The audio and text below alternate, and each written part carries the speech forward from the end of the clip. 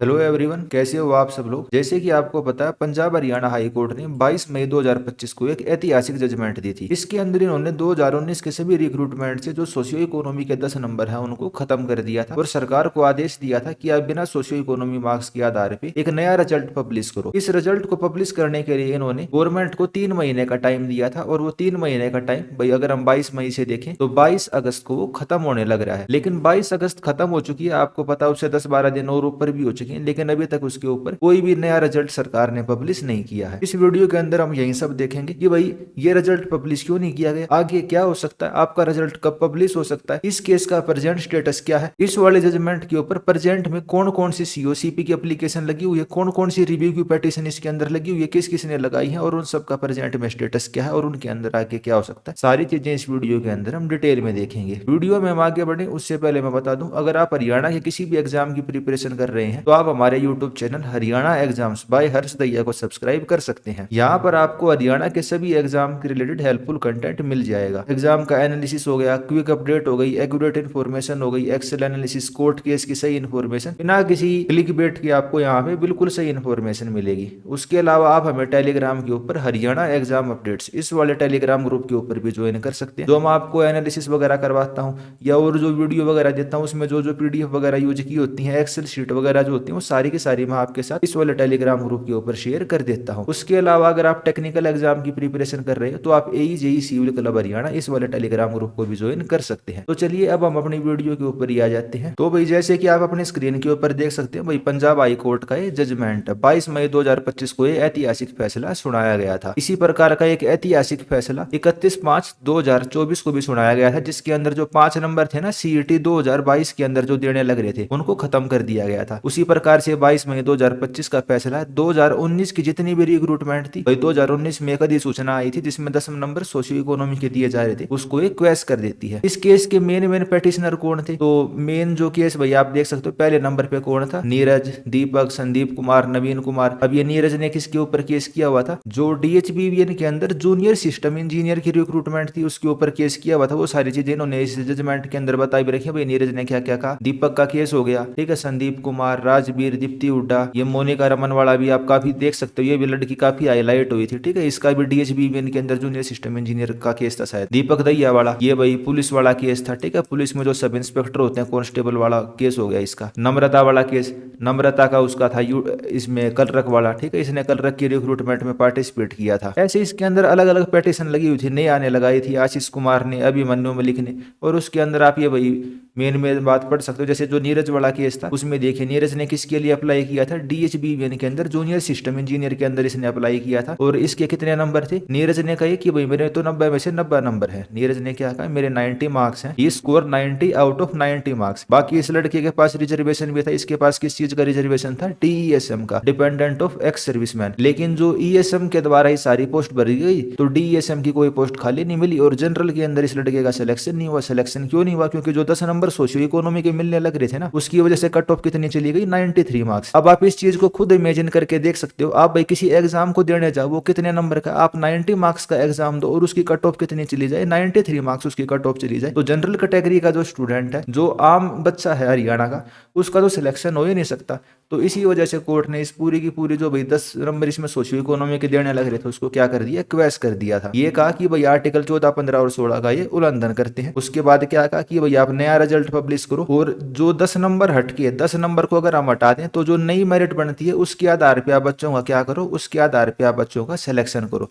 और 3 महीने का टाइम दिया और 3 महीने के हिसाब से लास्ट डेट हमारी 22 अगस्त बनती है और 22 अगस्त तक अभी तक कुछ भी नहीं हुआ है। जब मैं ये वीडियो बनाने लग रहा हूँ आज हो चुकी है 4 सितंबर, तो अभी तक कुछ भी इसके ऊपर अपडेट नहीं आया है। बाकी इस वाले जजमेंट को हम ऐतिहासिक कह सकते हैं क्योंकि ये विन विन सिचुएशन थी। जो बच्चों ने केस किया हुआ था उनकी भी जीत थी कि भाई 10 नंबर हटके नई मेरिट लिस्ट बनाई जाएगी और उनका नाम आ जाएगा। जो बच्चे ऑलरेडी नौकरी करने लग रहे थे 10 नंबर का फायदा लेते हुए, उनके लिए भी ये विन विन वाली सिचुएशन थी। क्यों विन विन वाली सिचुएशन थी, क्योंकि भाई कोई भी इसके अंदर हटाया नहीं जा रहा था, कोई भी इसके अंदर हटाया नहीं जा रहा था और वे जॉब करते रह सकते थे। तो बहुत बढ़िया चीज थी ये। तो भाई आपको केस तो समझ में आ गया, मेन केस क्या था मैंने आपको बता दिया। जैसे इस वाले जजमेंट के अंदर तो नीरज के केस के बारे में बात की हुई है। अगर हम दूसरे के बारे में बात करें, जैसे आप नम्रता का केस देखिए, नम्रता ने क्या कहा, नम्रता ने एलडीसी की पोस्ट के ऊपर अप्लाई किया था। नम्रता ने एलडीसी की पोस्ट पे अप्लाई किया था और वो कौन सी कैटेगरी की लड़की थी, जनरल कैटेगरी की थी। इसने इसने क्या कहा, इस लड़की ने बताया कि जी मैंने कितने नंबर लेके आई, मैं इस लड़की के 90 में से 90 नंबर थे, 90 आउट ऑफ 90 मार्क्स से नम्रता के, लेकिन कट ऑफ हमारी कितनी चली गई, 93 मार्क्स पे। ये क्यों चली गई, 10 नंबर जो सोशियो इकोनॉमिक्स के दिए जा रहे थे, जो संविधान के आर्टिकल 14, 15 और 16 का उल्लंघन करते हैं, उसकी वजह से इस लड़की का सिलेक्शन नहीं हुआ। वही सारी बात कोर्ट ने अपनी इस मेन वाले जजमेंट के अंदर कही। तो आपको नम्रता वाला केस समझ में आ गया। उसी तरीके से दीपक दहिया ने केस किया। दीपक दहिया का केस क्या था, इसने पुलिस वाले भर्ती के ऊपर केस किया। इसने क्या बताया, भाई जो सब इंस्पेक्टर की भर्ती थी ना, उसमें 400 पोस्ट थी, उसमें कितनी पोस्ट थी, 400, लेकिन ऐसे उसमें कितने बच्चे लगे, केवल 22 ऐसे बच्चों का सिलेक्शन हुआ जिनके पास सोशियो इकोनॉमी के नंबर नहीं थे। यानी आप इस चीज को समझ सकते हो, जो जनरल कैटेगरी का स्टूडेंट है उसके लिए तो सिलेक्शन लेना इम्पॉसिबल हो गया, क्योंकि कट ऑफ आप देख सकते हो 90 नंबर का पेपर और कट ऑफ आपकी 93 जाने लग रही है। उसी तरीके से दीपक दहिया ने जो केस किया हुआ, उसने और क्या बताया, जो सब इंस्पेक्टर फीमेल की भर्ती है उसके अंदर कितनी पोस्ट थी, 65 पोस्ट थी, और उनमें से केवल 3 ऐसे कैंडिडेट सिलेक्ट हुए जिन्होंने सोशियो इकोनॉमी का बेनिफिट नहीं लिया। उसी तरीके से जो फीमेल कांस्टेबल की भर्ती है उसमें 1100 पोस्ट थी, और आप इमेजिन करके देखिए 1100 में से एक भी बच्चा ऐसा सेलेक्ट नहीं हुआ जिसने सोशियो इकोनॉमी का बेनिफिट नहीं लिया। यानी जनरल कैटेगरी का तो कोई बच्चा इसके अंदर सिलेक्ट हो ही नहीं पाया। It is thus submitted that the general category candidate have been severely placed at the disadvantage on account of the reservation on the basis of the set notification. और आप इस चीज को ये मत मानिए कि केवल इसमें जनरल कैटेगरी का नुकसान था, जो बाकी रिजर्व कैटेगरी थी, वही बीसीबी, एससी या फिर ईडब्ल्यूएस वाली, उनके अंदर भी सेम यही हाल था। जिन बच्चों के पास सोशियो इकोनॉमी के नंबर नहीं थे वे बच्चे सिलेक्ट इसके अंदर नहीं होने लग रहे थे। तो इस तरीके से अलग अलग स्टूडेंट ने अलग अलग टाइम पे अलग अलग ये भाई पिटीशन डाली हुई थी, और फाइनल इसका भैया आपको मैंने बता ही दिया, 22 मई को ये जजमेंट आई थी। ठीक है, ये ऐतिहासिक फैसला था पंजाब हरियाणा हाई कोर्ट का। अब हम दोस्तों प्रेजेंट में सिचुएशन देख लेते हैं, प्रेजेंट में सिचुएशन क्या हुई। तो जैसे कि आपको पता 22 अगस्त तक सरकार को क्या करना था, 22 अगस्त तक इसका रिजल्ट सरकार को रिवाइज करना था, लेकिन सरकार इसके अंदर क्या चली गई, सरकार इसके अंदर रिव्यू के अंदर चली गई।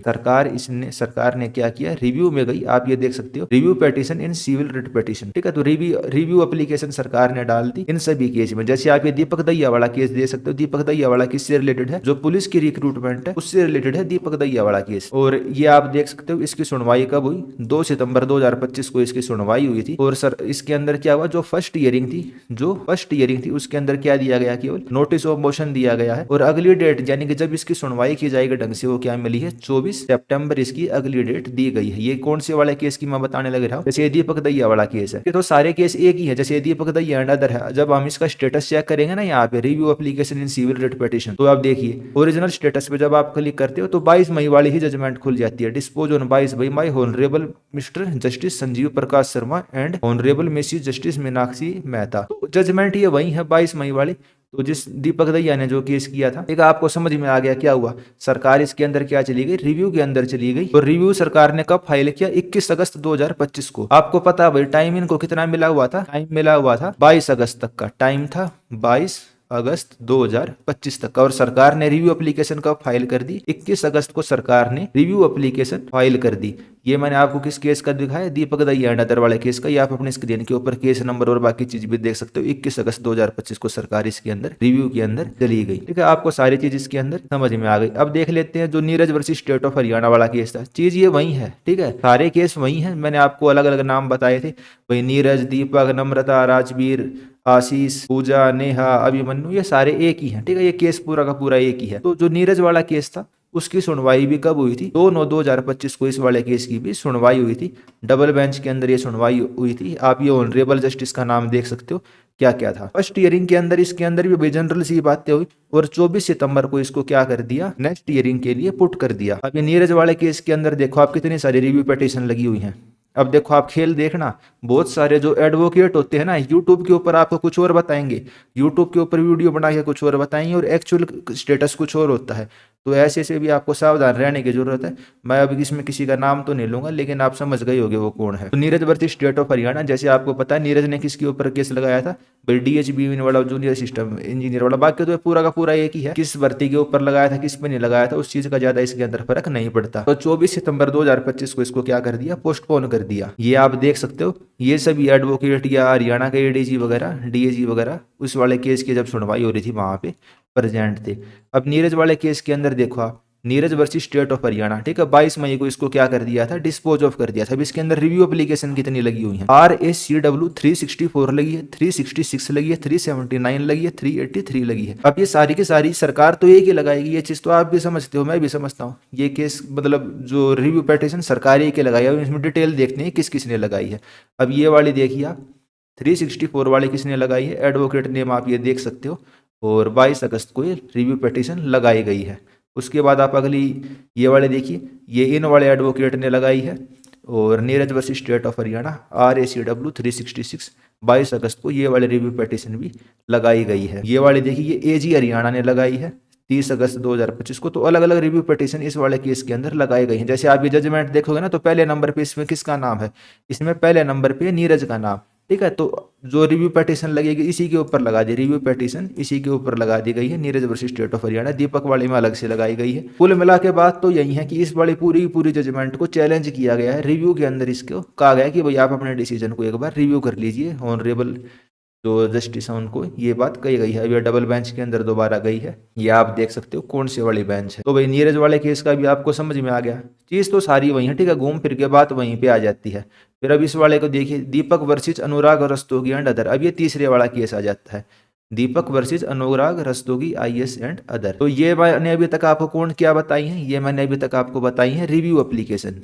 ये क्या है, रिव्यू एप्लीकेशन। लेकिन जो स्टूडेंट है, जो ये स्टूडेंट हैं जिन्होंने इस मतलब केस किया हुआ था, जैसे दीपक हो गया, नवीन हो गया, राजवीर, दीप्ति, दीपक दैया एंड अदर, नम्रता, इन सब ने क्या किया, जो ये स्टूडेंट हैं इनमें से किसी स्टूडेंट ने लगाई होगी, इन्होंने क्या कर दिया, COCP लगाई है, यानी कि कंटेम्प्ट केस लगाया है कि जी 22 अगस्त तक इनको 3 महीने का टाइम मिला गया था। ऑनरेबल जो कोर्ट है उसके अनुसार आपको कितना टाइम मिला था, 22 अगस्त तक का टाइम मिला था। लेकिन आपने 22 अगस्त तक अभी तक कोई कार्रवाई नहीं की, आपने इस फैसले को लागू नहीं करवाया, आपने इस फैसले को लागू नहीं किया जो सरकार है। तो इन स्टूडेंट ने क्या किया, कोर्ट के अंदर कंटेम्प्ट केस डाल दिया। कंटेम्प्ट का क्या मतलब होता है, अवमानना, यानी कि जो आपने फैसला दिया है ऑनरेबल हाई कोर्ट ने, उसके ऊपर अभी तक कोई कार्रवाई सरकार ने नहीं करी। ये आप देख सकते हो, सिविल ओरिजिनल कंटेम्प्ट पिटीशन दीपक ने यह डाली है, और किसके खिलाफ, अनुराग रस्तोगी IS एंड अदर। भाई हरियाणा सरकार के खिलाफ हो गई है, जो हरियाणा के सेक्रेटरी हो गए उनके खिलाफ। सार्थक गुप्ता इसके अंदर एडवोकेट है, और इसकी सुनवाई आपकी कब है, आप ये देख सकते हो 4 सितंबर 2025 इसकी सुनवाई आज है। अब इसके अंदर क्या होगा वो मैं आपको पहले ही बता देता हूँ। आज दिन में इसकी सुनवाई होगी, और इसके अंदर कुछ नहीं होना, इसके अंदर सिंपल आपको नेक्स्ट डेट मिल जाएगी। नेक्स्ट डेट क्यों मिलेगी, क्योंकि फिलहाल ये केस रिव्यू में जा चुका है। ये केस किस में चला गया, रिव्यू में चला गया, इसलिए COCP का अब कोई मतलब नहीं है। बाकी जो स्टूडेंट एफर्ट करने लग रहे हैं वो बहुत अच्छी चीज़ है। मेरे कहने का मतलब बस यही है कि भाई अभी आपके COCP के ऊपर कोई भी फैसला नहीं आ सकता, क्योंकि ये केस रिव्यू के अंदर जा चुका है। और मोस्ट प्रोबेबली जो आपका COCP का केस, इसकी नेक्स्ट डेट आपको कब मिलेगी, इसकी अगली तारीख आपको 24 सितंबर के बाद की मिल जाएगी, क्योंकि 24 सितंबर को क्या है, इसकी रिव्यू के अंदर सुनवाई होने लग रही है। तो जो आप ये केस देख सकते हो COCP का, और जब हम इसके अंदर ओरिजिनल स्टेटस पे चेक करेंगे ना, CWP 6731, तो पूरा का पूरा वही केस खुल जाता है, Deepak versus state of Haryana, जिसका 22 मई को फैसला आया था। तो चीज़ वो सारी की सारी वही है, ठीक है। जैसे आप देखिए Deepak versus state of Haryana, सारी चीज़ ये वही है। इसको आप मोनिका रमन वाला केस समझ लो, दीपक दैया वाला केस समझ लो, नम्रता वाला केस समझ लो, या कोई भी केस समझ लो, केस ये वही है जिसका फैसला कब आया था, 22 मई 2025 को आया। और हम आगे की बात करें भाई फ्यूचर में क्या हो सकता है, अगर हम प्रेजेंट में सिचुएशन देखें ना, आपको पता है 31 मई 2024 को जो CET से रिलेटेड केस था, उसके अंदर जो 5 नंबर थे सोशियो इकोनॉमिक है, उसको भी असंवैधानिक घोषित किया गया था डबल बेंच के द्वारा। अब 22 मई 2025 को भी असंवैधानिक घोषित किया गया। तो कुल मिला के होना क्या है, इस चीज़ के बहुत ज़्यादा चांस है, जो आपके 10 नंबर सोशियो इकोनॉमिक है ना, ये तो खत्म होने ही होने हैं, क्योंकि बार बार इसको ऐसे बताने घोषित किया गया है। आर्टिकल 14, 15 और 16 का ये बार बार उल्लंघन करता हुआ ऐसा कोर्ट ने इसको कहा है। जैसे कि मैंने आपको इस वाले पॉइंट के अंदर बता ही दिया था भाई, आर्टिकल 14, 15 और 16 ऑफ कॉन्स्टिट्यूशन ऑफ इंडिया का ये उल्लंघन करता है। और जो 10 बोनस मार्क्स मिलते हैं सोशियो इकोनॉमिक क्राइटेरिया और एक्सपीरियंस के, हम उनको क्या करते हैं, सेट असाइड करते हैं। और ये सरकार उसने ऑनरेबल कोर्ट ने डिसीजन दिया था। तो ये सारी चीज़ें एज इट इज़ लागू रहने की उम्मीद है। मुझे नहीं लगता कि रिव्यू के अंदर कुछ खास होगा, मुझे नहीं लगता रिव्यू के अंदर कुछ खास होगा, लेकिन वो तो ऑनरेबल जो कोर्ट है वहीं डिसाइड करेगी, उसके अंदर हम ज़्यादा कुछ कहने वाले होते नहीं हैं। लेकिन जब बार बार कोर्ट उस चीज़ को कहने लग रही है भाई आर्टिकल कॉन्स्टिट्यूशन के इन आर्टिकल का उल्लंघन करते हैं, तो इस चीज़ के चांस बहुत कम रह जाते हैं कि भाई अब इसके ऊपर कोई अलग टाइप का डिसीजन हो सकता है। हाँ, ये हो सकता है जो सर बाकी और चीज़ें लिखी गई है ना कि भाई नई मेरिट लिस्ट बनाई जाएगी, क्या सभी भर्तियों की होगी? क्या 2019 में जो आई अधिसूचना थी उसके आधार पे होने वाली सभी की होगी, या केवल जिनके ऊपर केस है उनकी होगी, या केवल पेटिशन को फायदा मिलेगा जो केवल पेटिशनर है? सरकार ये भी कह सकती है कि जी इतने बड़े लेवल के ऊपर फेरबदल करना हमारे लिए पॉसिबल नहीं है, तो हम एक काम करते हैं, जिन बच्चों ने केवल पेटिशन डाली हुई है ना, हम केवल उनको फायदा प्रोवाइड कर देते हैं। एक ऑप्शन इसके अंदर ये भी हो सकता है, ठीक है। एक ऑप्शन ये भी हो सकता है केवल जिन जिन रिक्रूटमेंट के ऊपर केस है उनका ऊपर हो। कोर्ट सरकार से ये भी जवाब मांग सकती है कि भाई आप ये बताओ कि अगर आप इस फैसले को लागू करते हो तो कितने स्टूडेंट के ऊपर इससे फर्क पड़ सकता है, जो इससे इफेक्टेड स्टूडेंट है उनका नंबर क्या है, जो परसेंट जॉब करने लग रहे हैं ऐसे कितने सारे भी हैं जो नई मेरिट से बाहर हो जाएंगे। वैसे नौकरी तो किसी की नहीं जाने वाली, तो ऑनरेबल कोर्ट ने साफ साफ कह दिया, तो किसी को चिंता करने की तो वैसे इसमें जरूरत है नहीं। लेकिन फिर भी इन जनरल कोर्ट ये वाला सवाल जवाब करा जा सकता है भाई कितने स्टूडेंट इससे इफेक्ट होने लग रहे हैं, कितने नई मेरिट में आ सकते हैं, कितने बाहर जा सकते हैं। वैसे फर्क तो इससे पड़ना काफी ज्यादा, क्योंकि आपको पता है 90 नंबर का पेपर होगा और 93 कट ऑफ जाएगी, तो बहुत सारे बच्चे भाई जो 90 से लेकर 93 वाले में तो सारे के सारे बाहर हो ही जाने हैं। जो एक्चुअल बच्चे जिन्होंने भाई पेपर के अंदर अच्छा परफॉर्म किया वे सेलेक्ट हो जाने, तो फर्क तो काफी अच्छा खासा पड़ेगा इसके ऊपर। लेकिन फिर भी एक ऐसा भाई सवाल जवाब कोर्ट के अंदर ऐसा हो सकता है। बाकी वे ऐड मैंने बता दिया, आगे जो जो इसमें केस वगैरह हो रखे हैं वे भी मैंने आपको सारे बता दिए। भाई कितनी सारी इसके अंदर रिव्यू एप्लीकेशन जा चुकी हैं, CO CP भी इसके अंदर फाइल हो चुका है।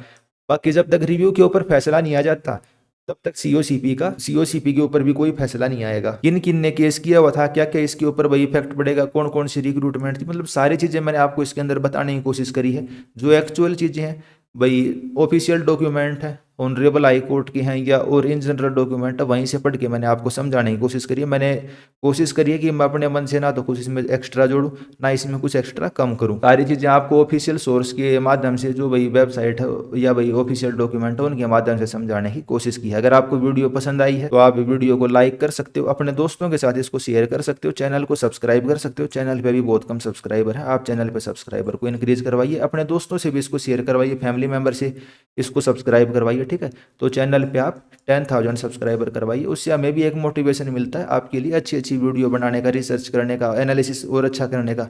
जो एक्सेल एनालिसिस है वो तो हमारा ऑल ओवर हरियाणा फेमस है, ठीक है। ऑल ओवर हरियाणा छोड़ो, एक्सेल एनालिसिस तो जो SSC के एग्जाम का हमारा एनालिसिस होता है ऑल ओवर इंडिया फेमस है। तो एक्सेल एनालिसिस आपको एक नंबर का हम एक्यूरेट प्रोवाइड करते हैं। जो इन्फॉर्मेशन देनी होती है प्रॉपर फैक्ट के हिसाब से आपको प्रोवाइड करते हैं, ये नहीं कि भाई तुरंत आपको इन्फॉर्मेशन देने के चक्कर में कुछ आपको गलत बता दिया जाए। तो इस वीडियो में इतना ही रखते हैं। आपके आने वाले एग्जाम्स के लिए मेरी तरफ से बेस्ट ऑफ लक। इसका जो भी फैसला हो, जो पेटिशनर हैं उनके लिए भी बेनिफिशियल हो, जिन्होंने CO CP डाली है उनके लिए भी बेनिफिशियल हो, और कई जो स्टूडेंट ऑलरेडी लग चुके हैं इन्होंने रिव्यू एप्लीकेशन डाली है, वो तो आप समझ ही गए होंगे किस किस ने डाली है, ठीक है। नाम मैंने किसी का नहीं लिया, बाकी वीडियो में आपको पता चली गया होगा। तो उनके लिए भी बेनिफिट हो, सभी के लिए बेनिफिशियल हो ये चीज़। इसी उम्मीद के साथ हम इस वीडियो को यहीं पर समाप्त करते हैं। आपका बहुत बहुत धन्यवाद। Thank you and